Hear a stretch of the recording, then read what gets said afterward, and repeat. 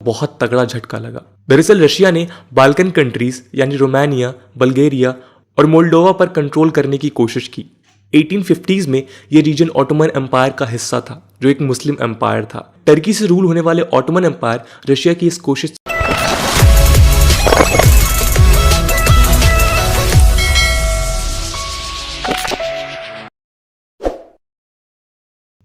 अस्सलाम वालेकुम, मेरा नाम अजीम शाहिद और आप देख रहे हैं मेरा यूट्यूब चैनल। व्यूअर्स, आज हम एक और वीडियो के साथ हाजिर हैं जिसका टाइटल है कि why Russia sold Alaska to USA. तो वीडियो को पूरा देखिएगा, तो एंड पे कमेंट सेक्शन में बताइएगा कि वीडियो कैसी लगी। तो इससे पहले अगर आपने हमारे चैनल को सब्सक्राइब नहीं किया तो जल्दी से चैनल को सब्सक्राइब करें ताकि हर न्यू आने वाली वीडियो आपको जल्द से जल्द मिल सके। तो चलते हैं अपनी वीडियो की तरफ। So let's start. दोस्तों, अलास्का यूएसए का 49 स्टेट है, लेकिन आपको जानकर हैरानी हो सकती है कि 1867 तक ये रशिया का हिस्सा था। जी हाँ, अलास्का 154 ईयर्स पहले रशिया का हिस्सा था। पर धीरे धीरे रशिया की सिचुएशन ये बनती गई कि उसे अपना इतना बड़ा हिस्सा बेचना पड़ा, वो भी पानी के भाव। इस डील के बाद रशिया के नॉर्थ अमेरिकन कॉन्टिनेंट में पैसिफिक कोस्ट पर एक्सपेंशन खत्म हो गया। इसके साथ ही साथ यूनाइटेड स्टेट्स एशिया पैसिफिक में एक ग्रेट पावर के रूप में उभरा। दशकों तक चले नेगोशिएशन के बाद मार्च 30, 1867 को डील फाइनल हुई। इसके बाद सेनेट ने डील पास की और यूनाइटेड स्टेट्स ने रशिया से अलास्का खरीदा और प्रेसिडेंट एंड्रयू जॉनसन ने अलास्का ट्रीटी साइन की। इस ट्रीटी को साइन करने में मेनली उस वक्त यूएसए के secretary of state William Seward शामिल थे, जो प्रेसिडेंट अब्राहम लिंकन के टेन्योर में सर्व कर रहे थे। रशिया की तरफ से Russian minister to the United States Edward de Stoeckl शामिल थे। रशिया ने अलास्का यूएसए को महज $7.2 मिलियन में बेचा था। हालांकि 1867 के रिलेटिव ये अमाउंट आपको बड़ा लग सकता है, पर दोस्तों अलास्का में नेचुरल रिसोर्सेज की भरमार है। अलास्का करेंटली $50 बिलियन जीडीपी दे सकने वाला स्टेट है। पर दोस्तों फिर रशिया ने आखिरकार अलास्का बेचा क्यों? ऐसा क्या हुआ था कि रशिया को अपने सालों के स्ट्रगल के बाद हासिल किए हुए इतने बड़े लैंडमास को इतनी कम कीमत पर बेचना पड़ा? इसके लिए हम रशिया के ईस्टर्न एक्सपेंशन प्लान को समझते हैं, जो 16th सेंचुरी में शुरू हुआ था।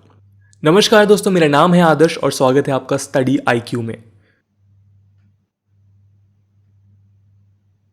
रशिया कुछ सदियों पहले तक इतना बड़ा नहीं था जितना आज नजर आता है। बात 16th सेंचुरी की है, जब रशिया करंट साइज का एक फ्रैक्शन था। धीरे धीरे उसने ईस्टर्न लैंड एक्सपेंशन किया, जिससे वो अलास्का और इवेंचुअली कैलिफोर्निया पहुंचा। 1581 में दोस्तों रशिया ने खैनेट ऑफ सिबिर, एक साइबेरियन टेरिटरी को जीता और आने वाले सालों में रशिया पैसिफिक ओशन तक पहुंचा। 18th सेंचुरी की शुरुआत में पीटर द ग्रेट, जिन्होंने रशिया की पहली नेवी बनाई, एशियन लैंडमास को लेकर काफी क्यूरियस थे। वो जानना चाहते थे कि आखिरकार एशिया ईस्ट में कहां तक फैला है।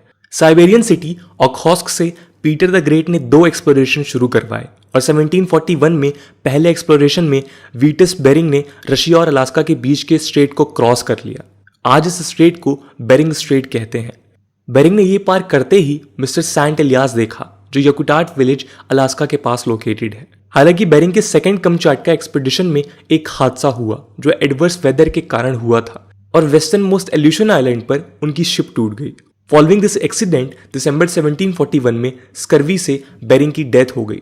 ये रशिया के लिए एक सक्सेस थी, क्योंकि शिप पर सर्वाइविंग क्रू ने शिप को ठीक किया और hundreds of sea otters, foxes और फर सील्स लेकर साइबेरिया लौटे। रशियन फर हंटर्स इस वल्नरेबल कार्गो से इम्प्रेस थे, लेकिन कुछ ही सालों में चैलेंजेस सामने आने लगे। उस वक्त अलास्का आज की तुलना में ज्यादा रिमोट था। वेदर तो आज भी हार्श है, पर 200 साल पहले ये वेदर फेटल था। वहां 800 से ज्यादा रशियंस नहीं थे। इसके अलावा रशियन एम्पायर की उस वक्त की कैपिटल सेंट पीटर्सबर्ग से अलास्का इंसेनली दूर था। अलास्का का फार नॉर्थ में होने से एग्रीकल्चर भी मुश्किल था, जिससे सेटलर्स नहीं रहना चाहते थे। इसके कारण रशिया ने साउथवर्ड मूवमेंट किया और कैलिफोर्निया तक पहुंचे। 1812 में फोर्ट रॉस में रशिया ने अपना एक सेटलमेंट बनाया।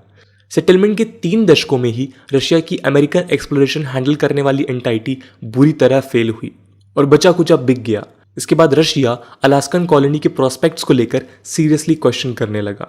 इन सभी इनहैबिटेशन की प्रॉब्लम के साथ साथ क्राइमियन वॉर ने final nail in the coffin का काम किया और रशिया को कैश और इकोनॉमिकली तोड़ दिया। दोस्तों, क्राइमियन वॉर से रशिया को बहुत तगड़ा झटका लगा। दरअसल रशिया ने बाल्कन कंट्रीज यानी रोमानिया, बल्गेरिया और मोल्डोवा पर कंट्रोल करने की कोशिश की। 1850s में यह रीजन ऑटोमन एम्पायर का हिस्सा था, जो एक मुस्लिम एम्पायर था। टर्की से रूल होने वाले ऑटोमन एम्पायर रशिया की इस कोशिश से खुश नहीं था और रशिया ऑटोमन एम्पायर में रहे क्रिश्चियंस को प्रोटेक्ट करना चाहता था। जुलाई 1853 में रशिया ने ऑटोमन एम्पायर के कुछ हिस्सों में इन्वेजन किया, जो आज रोमानिया का हिस्सा है। इसके चलते टर्की ने रशिया के खिलाफ वॉर डिक्लेयर कर दिया। ब्रिटेन और फ्रांस को चिंता थी कि यदि रशिया नहीं रुका तो धीरे धीरे बाल्कन्स, ईस्टर्न मेडिटेरेनियन और मिडिल ईस्ट को जीत लेगा। रशिया ने जब ऑटोमन के रीजन को छोड़ने से मना किया तो ब्रिटेन और फ्रांस ने भी वॉर डिक्लेयर कर दिया। ब्रिटिश और फ्रेंच फोर्सेस ने 1854 में सिटी ऑफ सेवास्टोपोल को सीज किया और ये कैंपेन 1 साल चला। इसी दौरान बैटल ऑफ बैलाक्लावा हुआ और कई और छोटी मोटी लड़ाइयां हुई। लॉसेस बढ़े और ऑस्ट्रिया के बढ़ते रेजिस्टेंस के चलते रशिया ने 1856 में ट्रीटी ऑफ पेरिस साइन की। इसके साथ ही क्राइमियन वॉर का एंड हुआ।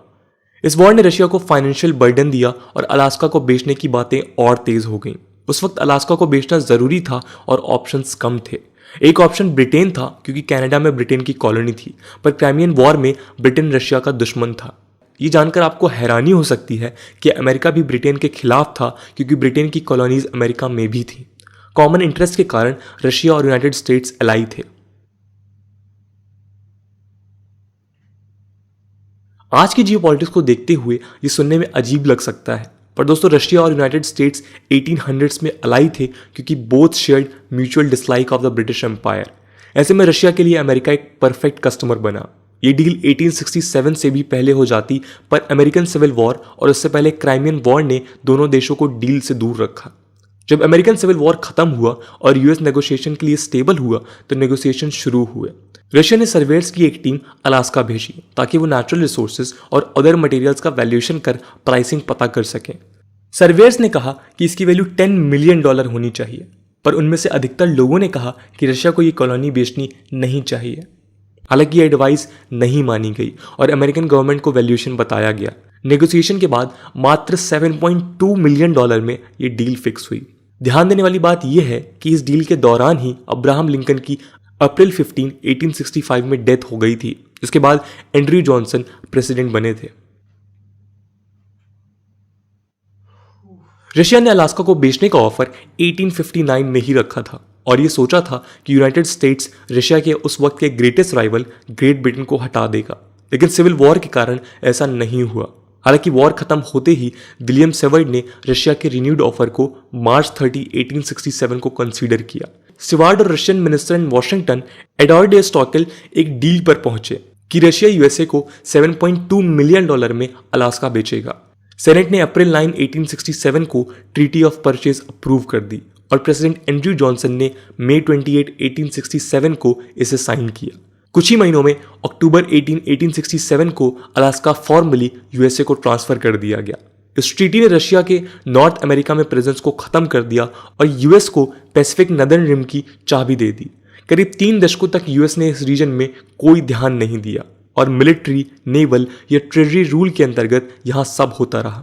1884 में यूएस ने एक सिविल गवर्नमेंट कंस्टिट्यूट की और यूएस माइनिंग लॉज इंपोज किए। इस ट्रीटी और डील के स्केप्टिक्स इसे सेवर्ड्स फॉली, हिंदी में सेवर्ड की नासमझी कहते हैं, पर 1896 में यूकॉन के मेजर गोल्ड डिपॉजिट की डिस्कवरी हुई और विलियम सेवर्ड पर लगने वाले आरोप गलत साबित हुए।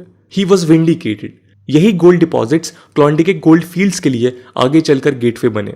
अलास्का की strategic importance world war II में अच्छे से सामने आई और जनवरी 3, 1959 में इसे एक स्टेट का दर्जा मिला। दोस्तों आज की वीडियो के लिए इतना ही। आई होप आपको ये वीडियो पसंद आई होगी और अगर पसंद आई है तो आज की हमारी वीडियो अलास्का के बारे में उन्होंने बताया कि किस तरह से ये यूएसए का हिस्सा बना, किस पूरी हिस्ट्री उन्होंने बताई कि कैसे जंगें हुई इनके दरमियान, फिर मसले चले ब्रिटेन के साथ ये वो।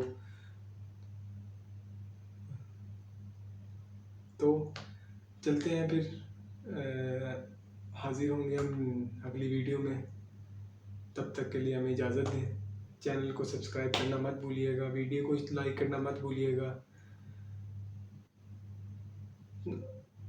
मिलते हैं आपको अगली वीडियो में, तब तक के लिए खुदा हाफिज़।